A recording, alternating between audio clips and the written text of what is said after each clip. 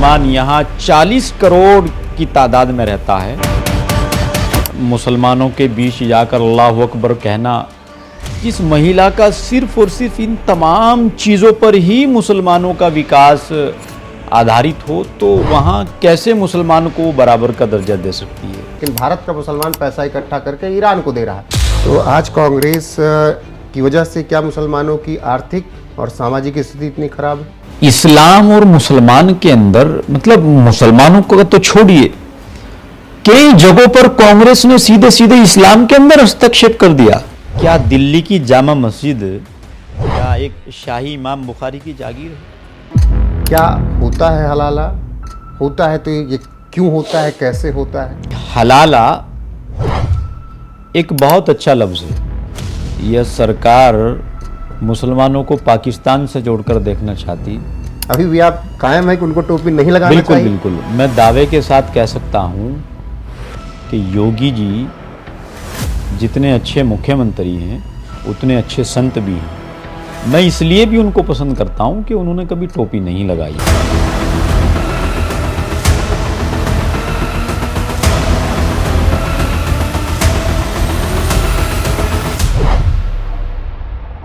नमस्कार, स्वागत है आप सभी का एनएफ न्यूज पर। मैं हूं आपके साथ रोहित।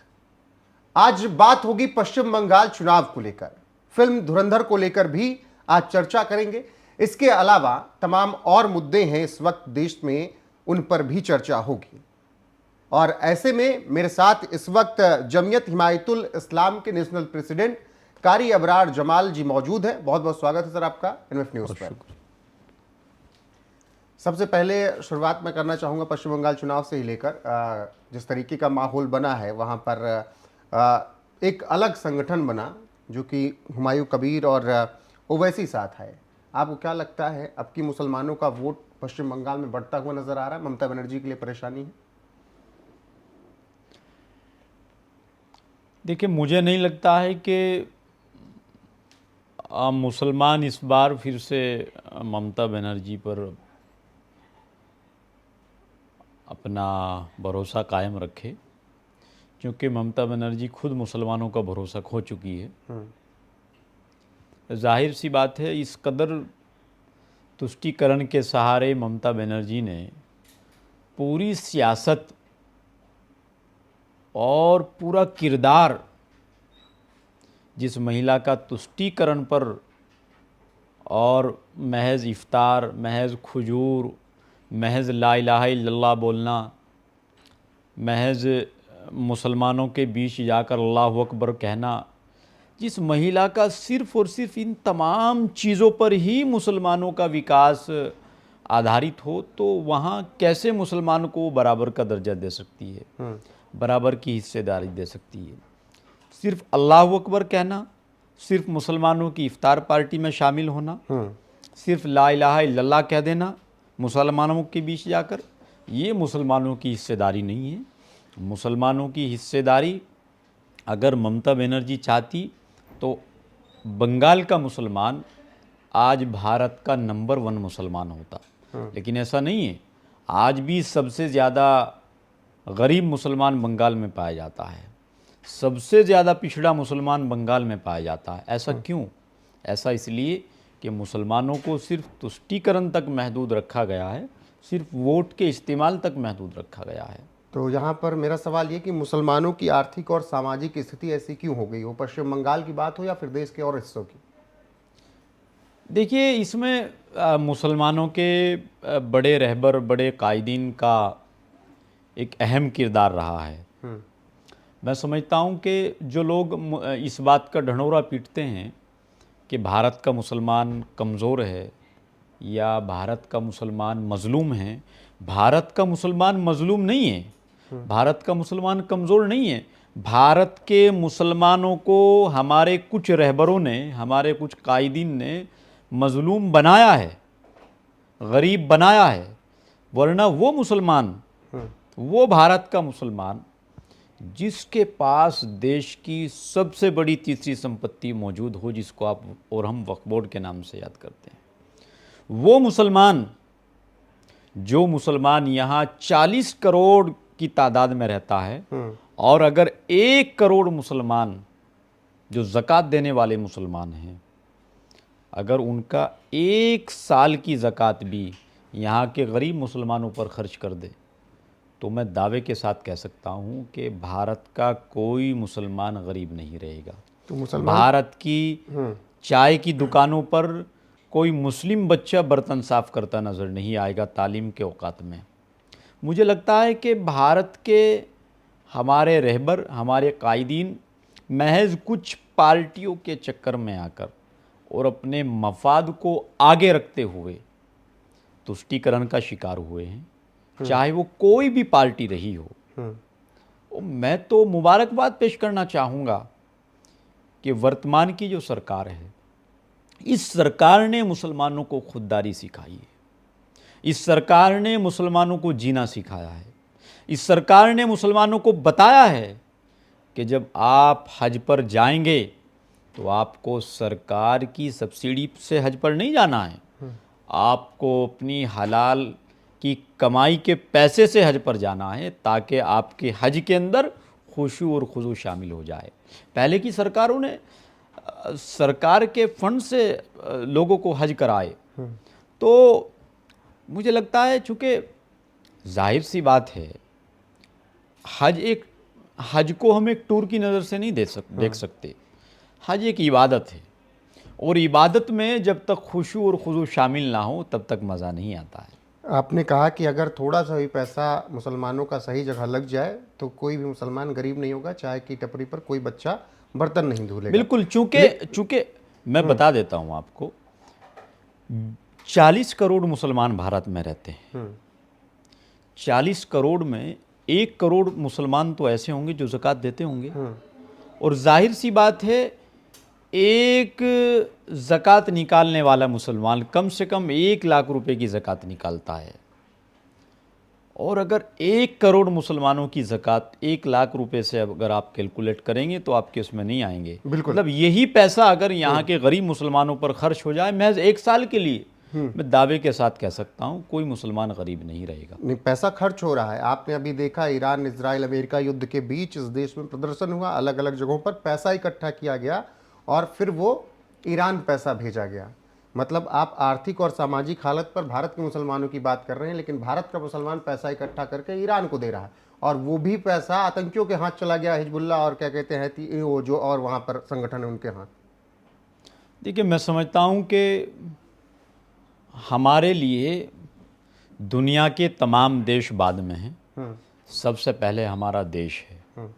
यहाँ तक कि प्यारे आका अलैहिस्सलातु वस्सलाम से हमें सबक मिला है कि अगर आपको ज़कात भी देनी हो, आपको सदका भी देना हो, तो पहले आप अपने इर्द गिर्द नज़र डालें, पहले आप अपने रिश्तेदारों पर नज़र डालें, पहले आप अपने अहबाब अकारीब पर नज़र डालें।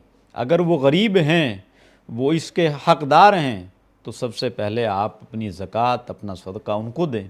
मैं पूछना चाहता हूँ उन लोगों से जो ईरान पैसा भेज रहे हैं या दूसरी जगह कहीं पर भी भेज रहे हैं, ठीक है, भेजना चाहिए, लेकिन पहली नज़र में आपको उन गरीब मुसलमानों पर भी नज़र डालनी चाहिए जिनके बच्चे आज भी तालीम के औकात में भी चाय की दुकानों पर बर्तन साफ़ करते नज़र आ रहे हैं और सड़कों पर भीख मांग रहे हैं। मुझे बड़ा दुख होता है।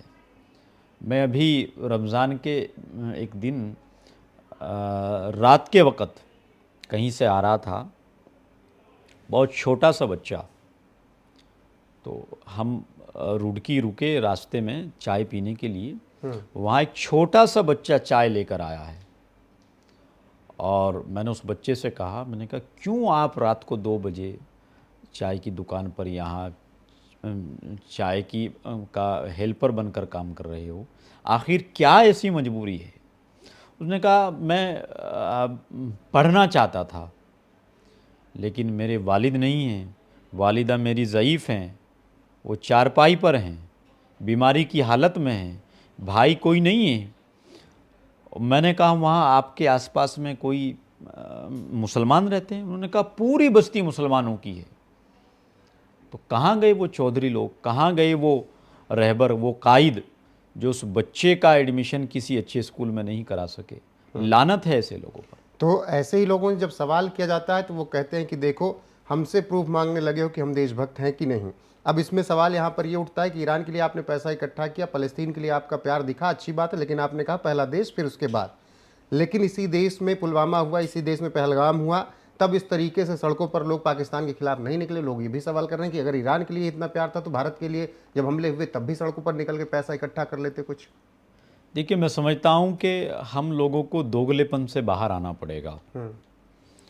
अगर हम पड़ोसी देश होने के नाते ईरान की मदद के लिए आएंगे तो हमें बांग्लादेश में हो रहे हिंदुओं पर जुल्म के खिलाफ भी उन लोगों की मदद के लिए आना पड़ेगा।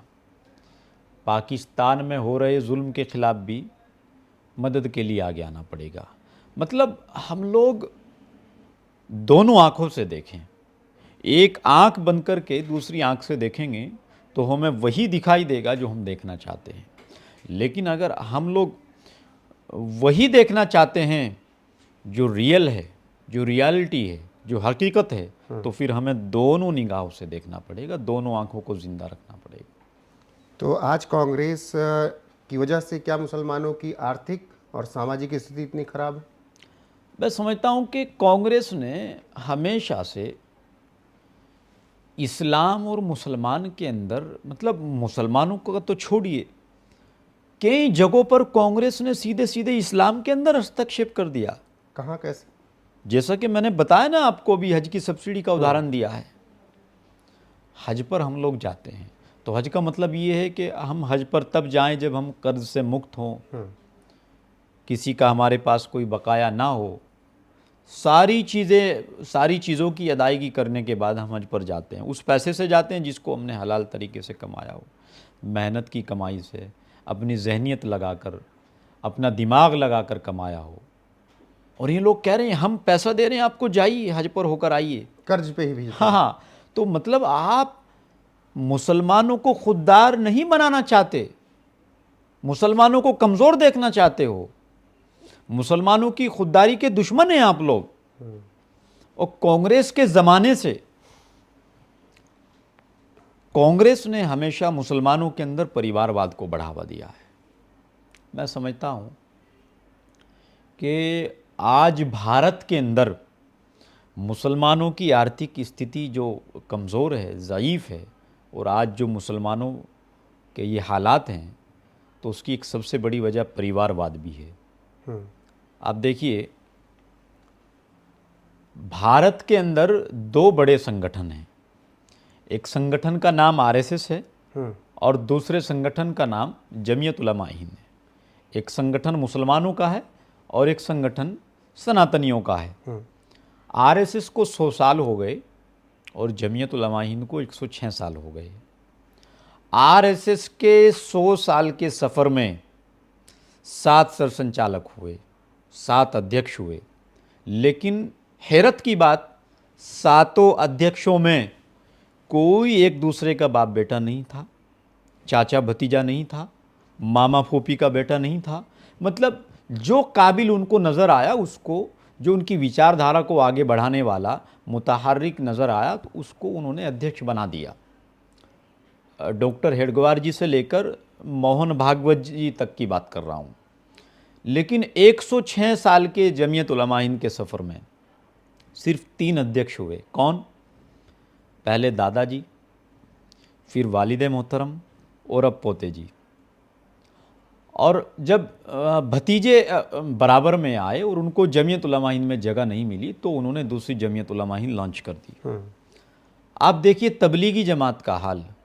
तबलीगी जमात को मौलाना इलियास साहब ने शुरू किया। बहुत अच्छी जमात है, मुसलमानों के लिए, मफाद के लिए रात दिन काम करती है। युवाओं को, जो युवा नशे पर, बुरी चीज़ों में लिप्त पाए जाते हैं, उनको अपना सारी चीज़ें छोड़ करके उनको अच्छे रास्ते में लेकर जाते हैं। बहुत अच्छी जमात है। लेकिन पहले वालिदे मोहतरम सदर थे, अब बेटे सदर हैं। मौलाना साद साहब बहुत अच्छे आदमी हैं, मैं उनकी बुराई नहीं कर रहा हूँ, लेकिन मैं परिवारवाद पर चूँकि जिक्र कर रहा हूँ इसलिए मैंने जिक्र किया। अब आ जाते हैं दिल्ली की जामा मस्जिद पर।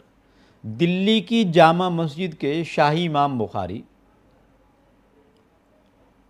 आगे उन्होंने अपने बेटे को अपना उत्तराधिकारी बना दिया। पूरे दिन गुटखा खाता है, पूरे दिन सिगरेट पीता है इमाम बुखारी का बेटा। और इमाम बुखारी ने पूरी उम्मत की इमामत की, हिंदुस्तान की जो सबसे बड़ी ऐतिहासिक जामा मस्जिद है उसकी बागडोर अपने बेटे को दे दी। मैं पूछना चाहता हूँ भारत के मुसलमानों से और तमाम रहबरों से, क्या दिल्ली की जामा मस्जिद क्या एक शाही इमाम बुखारी की जागीर है? क्या ये उम्मत की अमानत नहीं है? क्या पूरी उम्मत में और पूरे हिंदुस्तान के मुसलमानों में इमाम बुखारी को अपने बेटे के अलावा कोई काबिल आदमी नज़र नहीं आया, कोई काबिल आलिम नज़र नहीं आया? बावजूद इसके कि इस्लाम के अंदर परिवारवाद की ज़र्रा बराबर जगह नहीं। अगर इस्लाम के अंदर परिवारवाद की जगह होती तो अल्लाह के नबी सल्लल्लाहु अलैहि वसल्लम के बाद खलीफा हज़रत अली को बनाया जाता, या हज़रत अबू बकर के बाद खलीफा उनके बेटे को बनाया जाता, या हज़रत उमर के बाद खलीफा उनके बेटे को बनाया जाता। बल्कि हज़रत उमर ने तो यहाँ तक कहा है, मैं अगर मेरी ये वीडियो आपके ज़रिए इमाम बुखारी तक पहुँच जाए तो मैं बताना चाहता हूँ कि इमाम साहब, हज़रत उमर ने खुद ये कहा कि मैं अपने बेटे को इसलिए खलीफा नहीं बनाना चाहता कि जब अल्लाह ताला मुझसे सवाल करे कि उमर उम्मत की बागडोर किसके हाथ में सौंप कर आए हो, तो मैं ये नहीं बोलना चाहता कि मैं अपने बेटे के हाथ में सौंप कर आया हूँ। तो कौन सा इस्लाम आप लोग जी रहे हो? मतलब बाप जिस कुर्सी पर बैठे हैं और बेटा कितना भी नाकाबिल है, कितना भी नाअहल है, आप उसी को उसकी उस गद्दी पर बैठाएंगे। ठीक है, आप चले जाइए सहारनपुर में मज़ाहिर-उलूम के अंदर, वहाँ के मोहतमिम का इंतकाल हुआ। बहुत शरीफ और बहुत मुतहर्रिक आदमी थे। उनके इंतकाल के बाद तमाम लोगों ने उनके बेटे पर सर पर दस्तार बांधी। आखिर कब हम लोग इन बुनियादी चीज़ों पर चर्चा करेंगे? हम लोग डरते क्यों हैं? हम लोग किससे डर रहे हैं? हम लोगों के सामने परेशानी क्या है? कब तक हम लोग इन चीज़ों को छिपाते रहेंगे? याद रखिए, जब तक हिंदुस्तान के मुसलमान परिवारवाद का विरोध नहीं करेंगे, परिवारवाद को ख़त्म नहीं करेंगे, तब तक तरक्की भारत के मुसलमानों की नहीं हो सकती। This is absolutely impossible.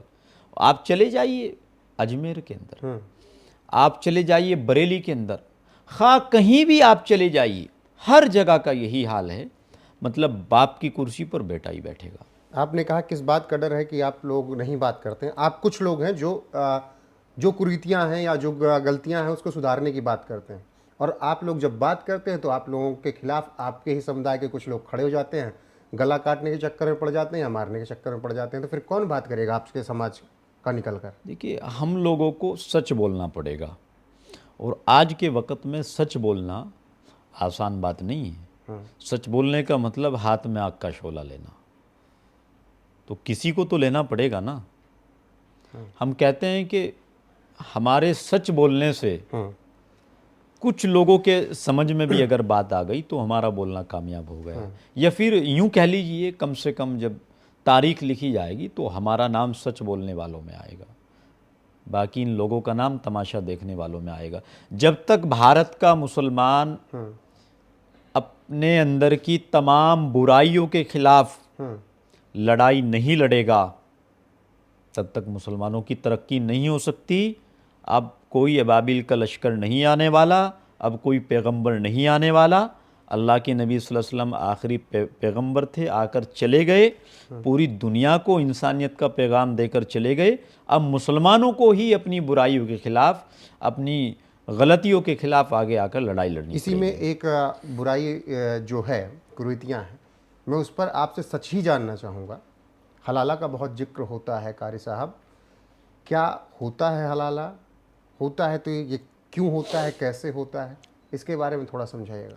देखिए, हलाला एक बहुत अच्छा लफ्ज़ है, लेकिन आज हमारे कुछ मुसलमानों की गलतफहमी और गलतियों की वजह से आज ये बहुत बदनाम हो रहा है। हलाला है क्या, इसको हमें थोड़ा डिटेल में समझना पड़ेगा।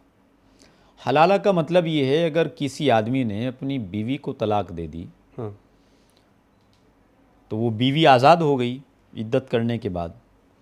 उस बीवी ने फिर कहीं दूसरी जगह शादी कर ली अपनी मर्ज़ी के साथ, अब फिर इत्तिफाक से उस बीवी को वहाँ से भी तलाक हो गई, या उसके शोहर का इंतकाल हो गया, या कोई और वजह बन गई, तो फिर वो बीवी अपने पहले शोहर के पास आ सकती है। इसको हम लोग हलाला कहते हैं। मतलब शॉर्ट में अगर मैं आपको बताऊं, योजना बनाकर निकाह कराना कि 2 दिन के लिए फ़ला के साथ इसका निकाह करा दो, 4 दिन के लिए फ़ला के साथ निकाह कर दो, ये हलाला नहीं, ये बदमाशी है, ये जिनाकारी है, ये हरामखोरी है। ऐसे लोगों को मैं साफ साफ बता देना चाहता हूँ कि आप लोग इस्लाम के दुश्मन हैं, आप लोग समाज के दुश्मन हैं। आप ही लोगों की वजह से आज इस्लाम पर लोग उंगलियां उठा रहे हैं, वरना इस्लाम के अंदर ज़र्रा बराबर कहीं आप नुक्ता नहीं रख सकते कि आप ये बता सके कि इस्लाम के अंदर आपको ये बुराई नज़र आ रही है। अल्हम्दुलिल्लाह इस्लाम ने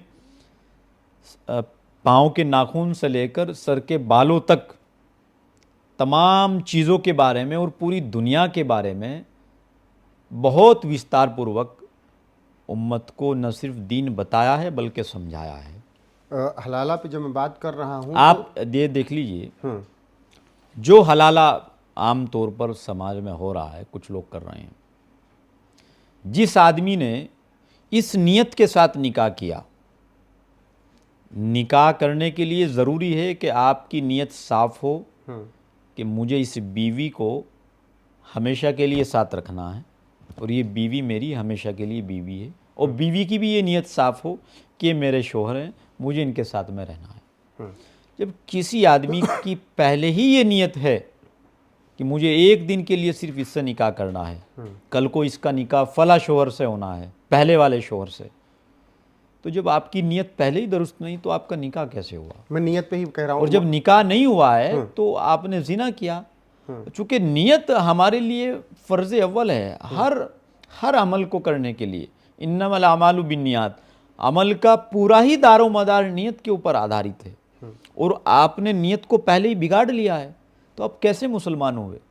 मैं नियत कैसे आपने निकाह कारी साहब, मैं नियत पे ही कह रहा हूँ कि एक मोहतरमा आई थी, यहीं पर बैठी थी, और उन्होंने बताया कि निकाह हुआ, हलाला के लिए दबाव बनाया गया ससुर से, और फिर हलाला के लिए दबाव बनाया गया देवर से, चाचा तक ने भी छेड़ा इसी बहाने। क्या ये होता है? क्या इस तरीके से हलाला करवा रहे हैं? देखिए, मैं समझता हूँ मैं इस्लाम की बात नहीं कर रहा हूँ, मुसलमानों की बात कर रहा हूँ। इस्लाम तो अल्हम्दुलिल्लाह सुम्मा अल्हम्दुलिल्लाह दुनिया का सबसे अच्छा मज़हब है।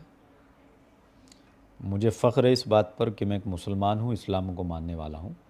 लेकिन उन मुसलमानों पर गुस्सा आता है जिन्होंने इस्लाम का मजाक बना लिया है, जिन्होंने हलाला शब्द जैसे शब्द के साथ मजाक किया है, उसका दुरुपयोग किया है। और जो लोग समाज के बड़े बड़े चौधरी, बड़े बड़े प्रधान जो इस आयोजन का हिस्सा बनते हैं या इस योजना में शामिल होते हैं, उन लोगों पर भी लानत है। आपको ऐसा नहीं करना चाहिए। कभी आप तक कोई ऐसी खबर आई कि इस तरीके से हलाला हो?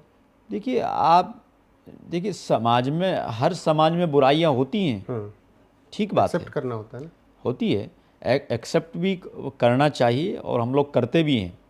लेकिन मैं समझता हूं कि जो चीज़ इस्लाम के ऊपर इतना बड़ा धब्बा बन रही है, कम से कम हमें उसके ऊपर जल्द से जल्द रोक लगानी चाहिए। आप क्या कर रहे हैं उसके खिलाफ?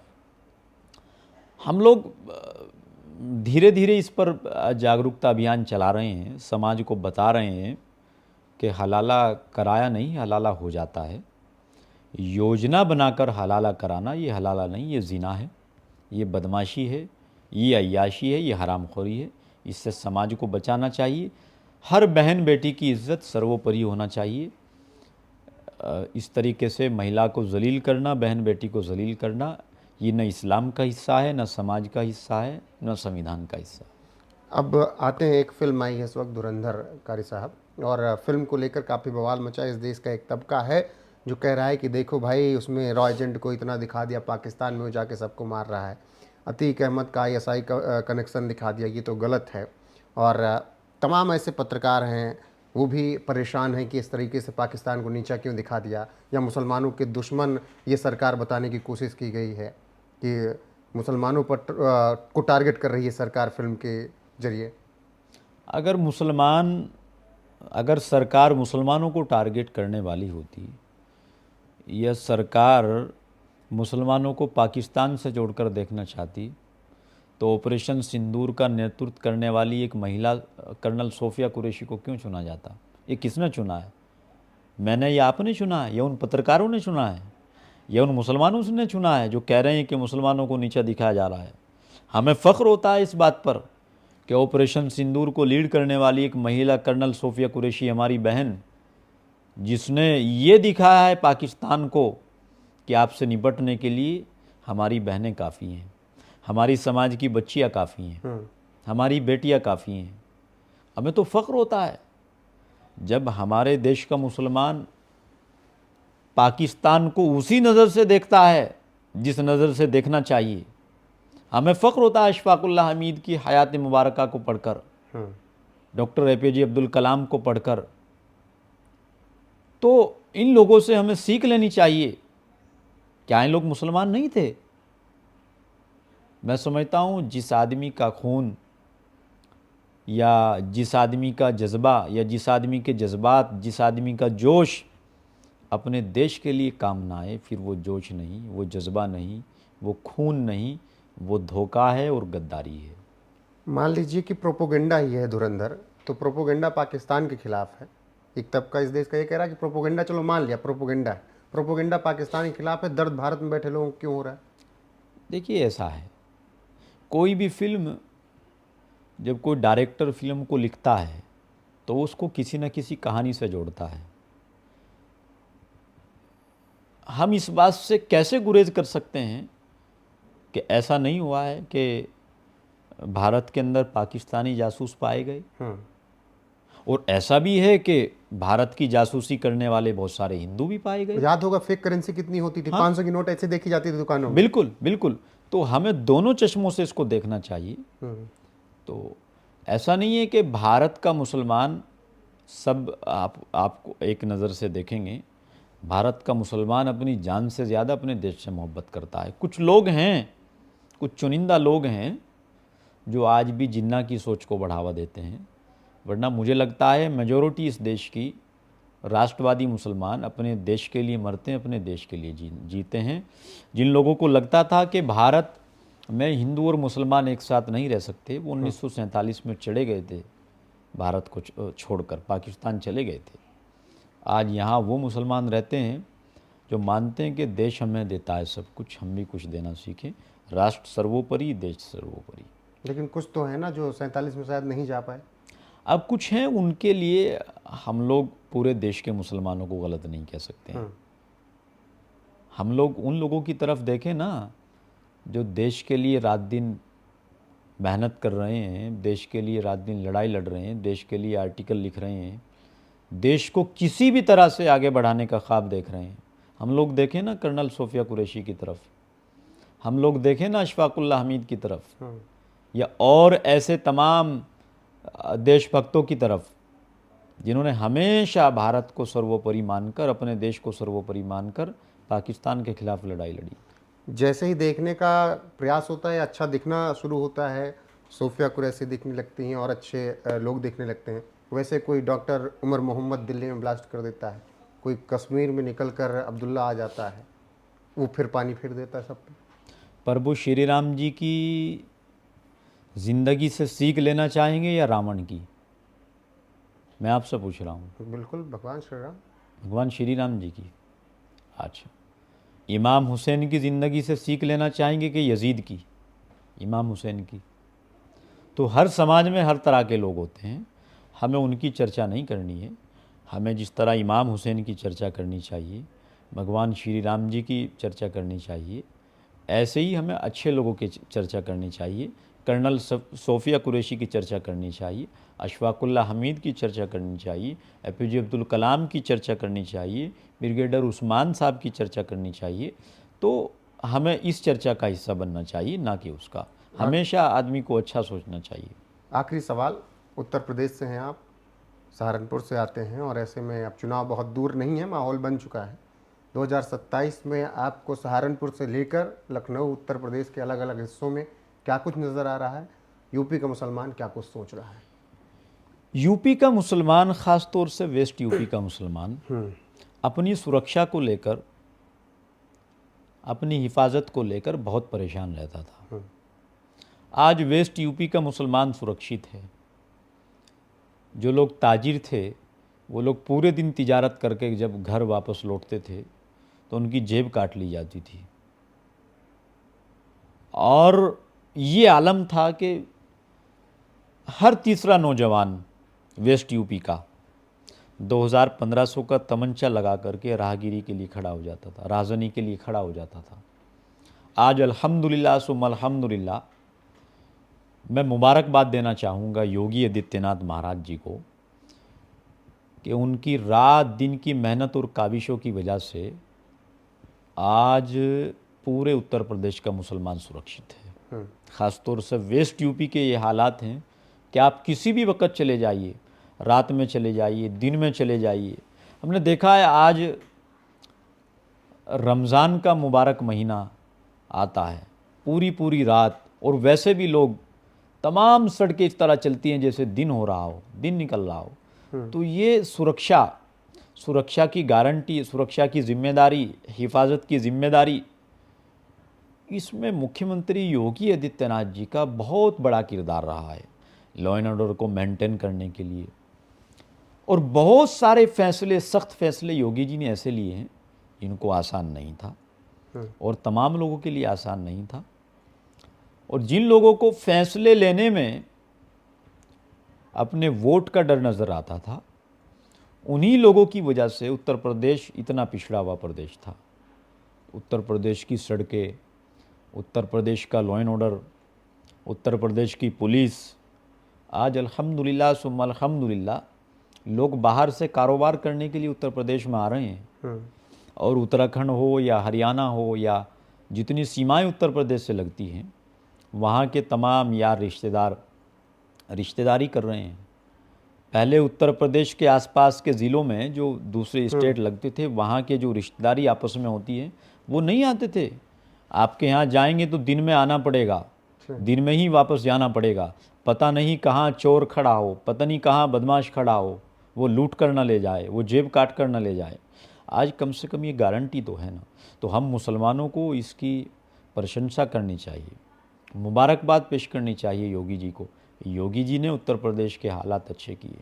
आप कह रहे हैं कि सख्त आदेश लिए, और उन्हीं सख्त आदेशों में उन्होंने ऐसे ऐसे आदेश लिए जिससे मुसलमान सोचने लगा कि वो उनके दुश्मन हैं। जैसे सड़कों पे नमाज बंद करवा दी, बुलडोजर एक्शन तमाम ऐसे माफियाओं पे हो गए जो मुस्लिम समुदाय से आते थे। हालांकि जो हिंदू थे उन पर भी हुआ, लेकिन मुसलमानों को लगने लगा कि हमारी नमाज सड़कों में बंद करवा दी, अतीक अंसारी और इन सब पर बुलडोजर चलवा के ये तो हमारे दुश्मन हो गए। नहीं, किसने बताया है आपको कि सड़क पर नमाज पढ़ना? बहुत से लोग कहते हैं कि हमारा ऐसा है, नमाज पढ़ने के लिए मस्जिदें हमारे पास अल्लाह का शुक्र बहुत सारी मस्जिदें मौजूद हैं। हम लोग नमाज पढ़ें मस्जिदों के अंदर, हम लोग नमाज पढ़ें। अगर आपको ऐसा नज़र आ रहा है तो ज़रूरी नहीं कि एक ही मस्जिद में आप नमाज पढ़ें, दूसरी मस्जिदों में पढ़ सकते हैं। और टाइमिंग भी तो शायद अलग होती है ना? अलग अलग टाइमिंग होती है, वो कोई बड़ी परेशानी की बात नहीं है। ये कुछ मुस्लिम समाज के अंदर जो लोग इसको मुद्दा बनाते हैं, ये उन पार्टियों के एजेंट होते हैं जिन पार्टियों का वोट खिसक रहा है। आज पिछली बार जब हम आपने बातचीत की थी तो उसमें यही एक सवाल था कि मुसलमानों के दुश्मन कैसे योगी आदित्यनाथ को कहा जाता है। उसमें मैंने आपसे सवाल किया था, वो टोपी भी नहीं लगाते, और लगभग कितने करोड़ लोगों ने देखा वो वीडियो। तो फिर मेरा वही सवाल है कि अभी भी आप कायम है कि उनको टोपी नहीं लगाना चाहिए? बिल्कुल, मैं दावे के साथ कह सकता हूँ कि योगी जी जितने अच्छे मुख्यमंत्री हैं उतने अच्छे संत भी हैं, चूँकि उनको अपनी जिम्मेदारी का एहसास हमेशा रहता है। मैं इसलिए भी उनको पसंद करता हूँ कि उन्होंने कभी टोपी नहीं लगाई। मैं फिर कह रहा हूँ, जो आदमी वोट के लिए अपने धर्म को भूल जाए, अपनी सीमाओं को भूल जाए, वो कहीं का संत हुआ? तमाम संतों को सीख लेनी चाहिए योगी जी से। और हम जैसे लोगों को भी, योगी जी जापान गए, उसी लिबास के अंदर गए। अपने लिबास से समझौता नहीं किया है, अपने सिद्धांतों से समझौता नहीं किया है। इसलिए मैं योगी जी को पसंद करता हूँ और मुझे अच्छा लगता है, क्योंकि योगी जी से सिर्फ उन लोगों को परेशानी है जो लोग योगी जी को मैनेज नहीं कर पाते, क्योंकि उनके कुर्ते में जेब नहीं है। मैंने बहुत करीब से देखा उनको, मैं मिला हूँ योगी जी से।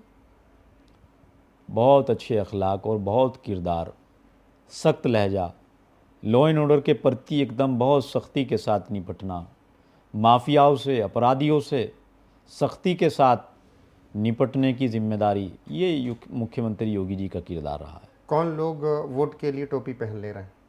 जो भी पहन रहा है, चाहे वो समाजवादी पार्टी के लोग हों, कांग्रेस के लोग हों, उन तमाम लोगों को बताना चाहता हूँ कि जो हिंदू वोट के लिए टोपी लगाता है या जो मुसलमान वोट के लिए ला इलाहा इल्लल्लाह पढ़ता है, चाहे ममता बनर्जी की बात कर लीजिए या अखिलेश यादव की बात कर लीजिए, मैं ऐसे लोगों को, जो मुसलमान तिलक लगा रहा है उसको मुसलमान नहीं मानता हूँ, जो हिंदू टोपी लगा रहा है उसको हिंदू नहीं मानता हूँ।